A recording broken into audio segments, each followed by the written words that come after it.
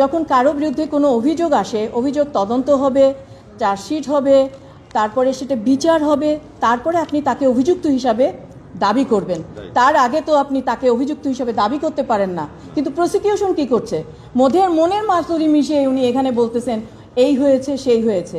এই যে উনি এত হিউম্যান রাইটসের কথা বলেন, এখানে যে 3,000 পুলিশ মারা হয়েছে, সেটা নিয়ে কি প্রসিকিউশন কোনো কথা বলে? তাদের কি হিউম্যান রাইটস নাই? তাদের যখন তাদেরকে যখন পেটানো হয়েছে, ঝুলিয়ে রাখা হয়েছে, তাদের কি কোনো হিউম্যান রাইটস নাই?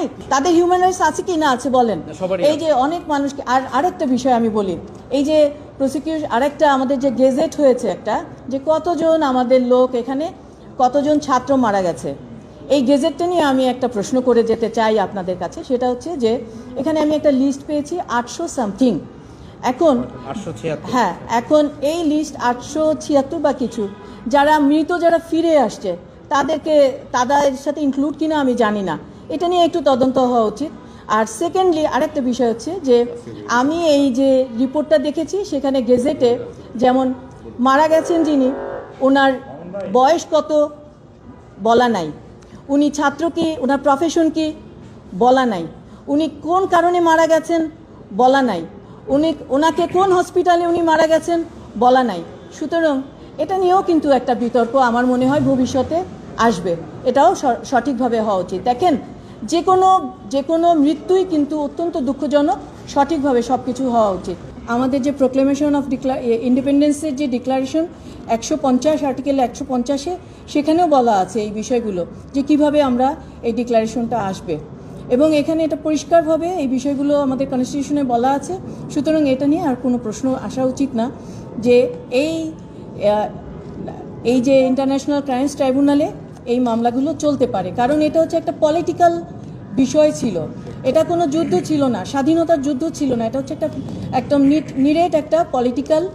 এটা হচ্ছে যেমন ধরেন একটা গাছের যে বিভিন্ন ডালপালা থাকে, ঠিক ওরকমই ক্রাইম। এটা যুদ্ধ, ওয়ার থাকতে হবে। ওয়ার থাকলে ওয়ারের সময়ে যে আপনার যে জেনোসাইড হয়েছে, ওয়ারের সময়ে যে অ্যাবডাকশন হয়েছে, ওয়ারের সময় যে রেপ হয়েছে, এগুলো হচ্ছে মেইন যে কগনেট ল, যেটা মাদার ল হচ্ছে ওয়ারটা থাকতে হবে।